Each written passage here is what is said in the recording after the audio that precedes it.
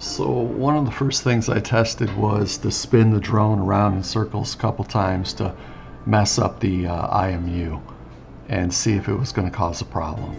It only took about 2 to 3 seconds before everything to settle back in and the drone to get ready to fly. And the slow motion here is pretty beautiful. Not really any different that I can see than the Air 2S or the Air 2. And the snow was coming down pretty hard, and I fully expected, flying into the snow like this, that the lens was going to be covered almost immediately. And surprisingly, the snow didn't seem to even touch the lens. And so that was interesting.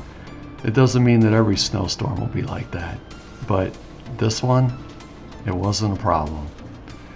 And it flew really nice. I didn't have any issues with it whatsoever.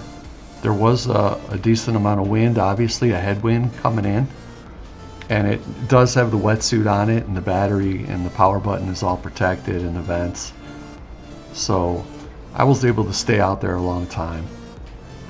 And the other thing I wanted to test was the zoom ability. And my question really is about the zoom. And that is, will a software update be able to just give me that little bit extra on the zoom where it will define itself a little more? Or is that something that is solely on the lens? And I think that's going to make a big difference, because I wish they would have just stopped it at 14 zoom so you wouldn't be so quick to hit the 28 zoom. It's like a mental thing. The minute you hit it, you want it to work. I mean, you want to be able to detail in and see what that zoom is able to do for you. So I had an opportunity to check out this boat, and I started in the hover position, and then I just hit the zoom a couple times. And my goal was to be able to identify the numbers on the boat. It didn't seem that far away. So I thought it might be a good possibility that I would be able to do it. It's a little awkward because the guy I wasn't sure if he needed help, so I was getting ready to go out there, but then I realized he was fishing. Not successfully, I might add, but he was fishing. So here's the first time where I get off autofocus and I try to use the manual focus. And obviously the picture cleared up. Was it better than autofocus? That's hard to say. So I like this. This was my best opportunity, I thought, at reading those numbers. Even if I could get a screenshot and then bring the screenshot into the computer and edit it to be able to see the numbers on the side of the boat. I mean, that was my goal. And it just couldn't do it.